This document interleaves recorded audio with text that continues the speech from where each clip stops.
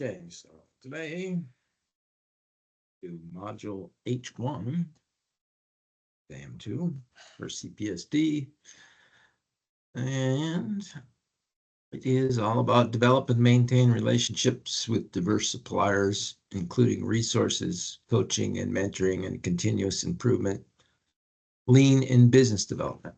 So all those things, coaching and mentoring. So the key to managing a supplier relationship is focusing on establishing consistent communication and performance expectations with the supplier, engaging in joint business planning, and providing marketing support. You can drive demand up by lowering prices and expanding product lines with new retail price points. So you must manage the timing and communicate so both parties are ready for these investments. As the supplier becomes more efficient, the supplier will achieve operational savings. These savings should go back into the business. So some savings should also be passed on to the retailer as they invest in new price points, called the learning curve. Advertising and promotion, having a good product program is important, but knowing where to advertise and promote is necessary to ensure sustained growth. Retailers can leverage their point of sale database and help ensure maximal brand exposure to drive sales. Diverse suppliers need to know how and where key demographics are shopping. And customer insights will also provide additional product ideas or line extensions that both parties can benefit from. They say half of all advertising is wasted. You just don't know which half. Diverse supplier mentoring programs we covered in G2. And sourcing diverse suppliers. There are various methods for identifying opportunities for diverse suppliers. Proposal process, there's 3 steps where diverse suppliers have an opportunity to be included in the RFX. Origination. Supply manager needs to match the supplier, diverse or otherwise, to the requirements of the project. For standardized items, a PO is all that's necessary. For low-value items, a set of needs must be matched to the supply base. And for high-value customized parts, needs must be matched to the supply base also. Qualification, so there's origination, there's one opportunity. Qualification, once quotes are received, supply management may have to do some negotiating to resolve issues and settle on price. And negotiation, simple negotiation will only take one person, whereas a complex will require a cross-functional team. Contract expirations is another opportunity for diverse suppliers. Prior to or at contract expiration is an opportunity for a supply management professional to review the organization's needs and to consider diverse suppliers available. New diverse suppliers may have become available during the term of the contract. Internal sourcing teams or cross-functional teams are useful in certain situations when complex items are being purchased when no function has the resources or expertise to source adequately. Team members may have relationships with different diverse suppliers. The team should only consist of needed functions. The most common functions required after purchasing is engineering. So purchasing is the most common, and then engineering is the next most common. Bidding schedules. Allowing a fair supplier response time is something that can be used to open opportunities for diverse suppliers. So the organization should not make the bid response time so short that it eliminates some potential suppliers. And often a diverse supplier will lack the same level of resources to complete an RFP that a larger majority supplier will have, because they're smaller companies. For sourcing teams, bidding schedules should provide timelines at different levels of detail for everyone to monitor progress. The team needs to complete the schedule with other data collection methods that assess the quality of the team's ideas. Spend analysis, data compilation. So spend data provides a capability for spend analysis that can lead to improved supply management sourcing strategies, control, and performance. Technology, spend management technology is a growing area for many organizations, can include things like e-procurement systems, allow online retail shopping catalogs, as well as e-sourcing and spend analysis. Modules that handle spend analysis allow organizations to segment purchases by commodity, supplier, and amount. ERP products will continue to break new ground in areas of supplier performance, financial forecasting, sourcing, and bid optimization. Customized payment terms. Overall, buying organizations prefer more time to pay, while suppliers prefer to be paid as quickly as possible. This is due to both firms having the need to bridge between the time they must pay the suppliers, usually 30 days, and the time that they are paid by the customers, which usually is greater than 60 days. So to cover that gap, this is known as working capital and usually requires a loan from a bank. A diverse supplier may be willing to make concessions in other areas in return for earlier payment, so they don't need to borrow as much from a bank. Supply management professionals need to understand the buying organization's cash flow requirements. If the payment period is too long, it can negatively affect the diverse supplier's financial performance.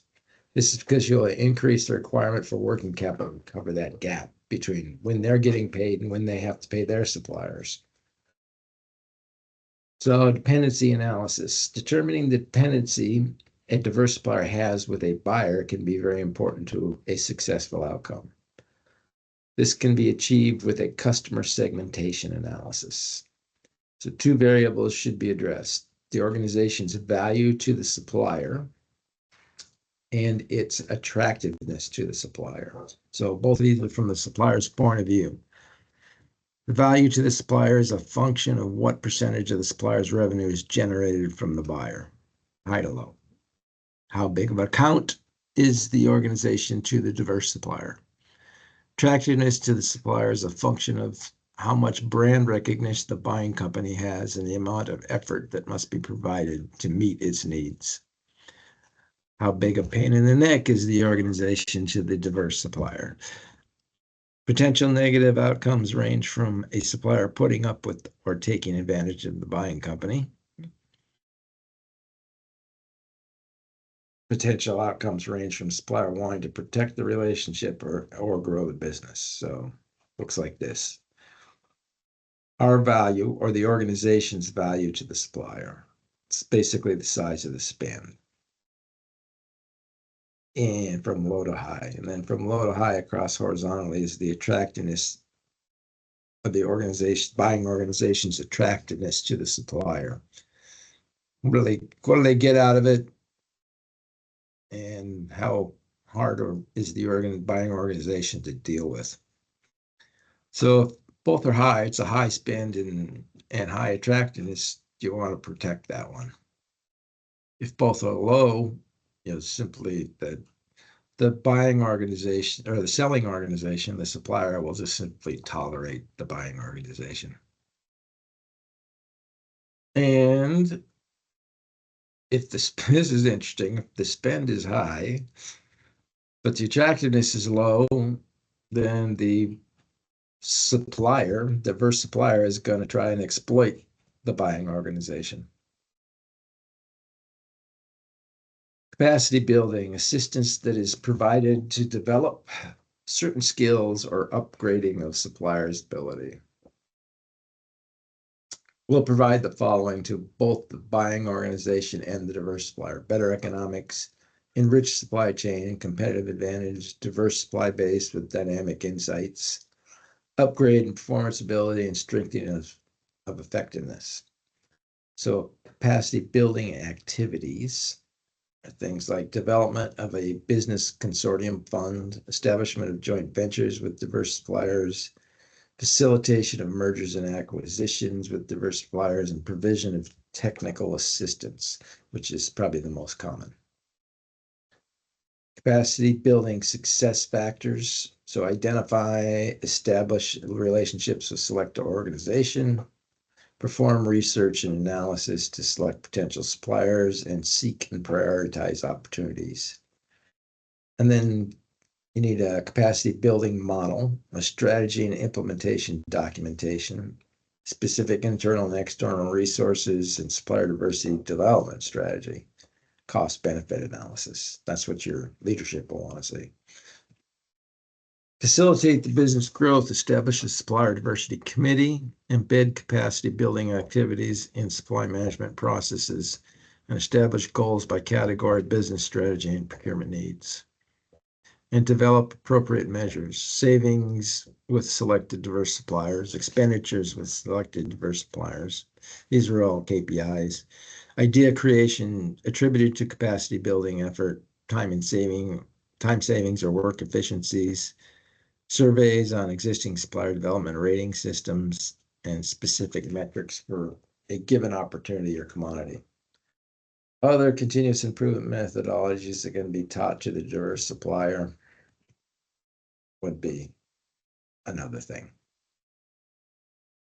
So, questions. As a supply management professional developing supplier diversity strategy, which of the following answers would be most correct in a negotiation strategy requiring the removal of a financial hardship, which would otherwise be a barrier to working with a diverse supplier? Remember, they're small companies, they don't have a lot of money. Developing alternative suppliers, you're looking for most correct, requiring the removal of financial hardship. Awarding the contract to multiple suppliers, resubmitting a request for proposal, probably negotiating different payment terms, I think is what that's getting at. So I'd go with D.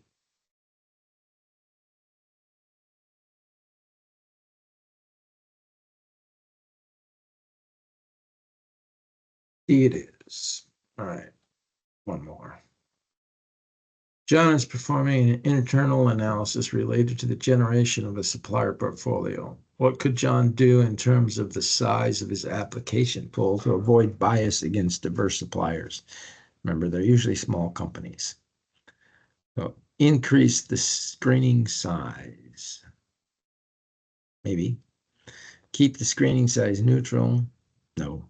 Resolicit a request for proposal. No. Decrease the screening size. Well, the only one I like there is A.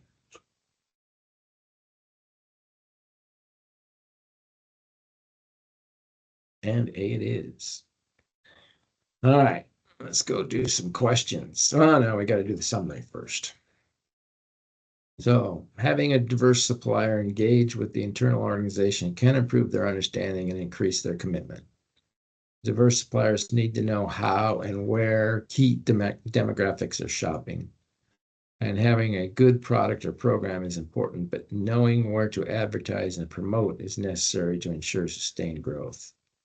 The buying organization's cash flow requirements dictate the range of payment terms that are acceptable from suppliers.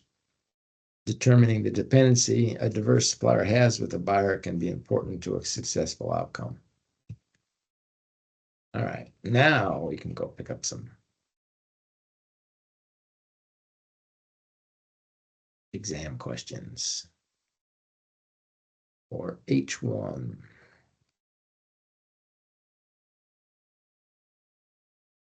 think we got like 25 too. No, 13. Okay, start working them.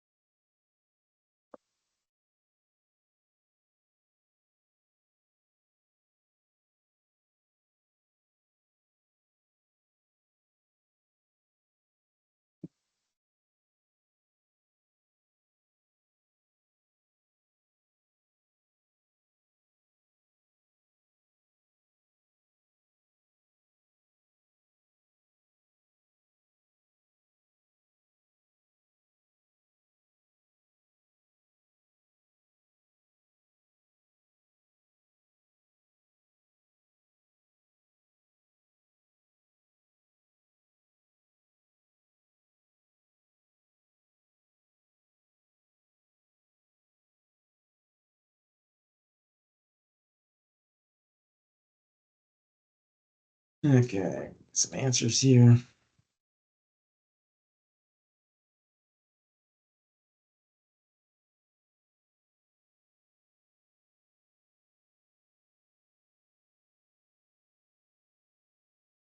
All right, number 1 is alpha. 2 is delta. 3 is Charlie.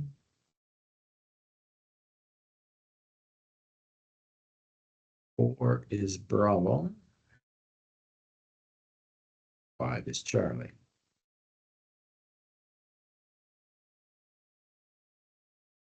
6 is Alpha. 7 is Delta. 8 is also Delta.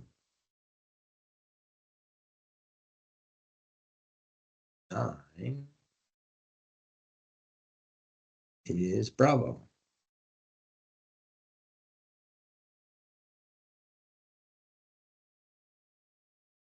10 is Alpha. 11 is also Alpha. 12 is Alpha. And 13 is Delta. Right, we'll work on H2 tomorrow.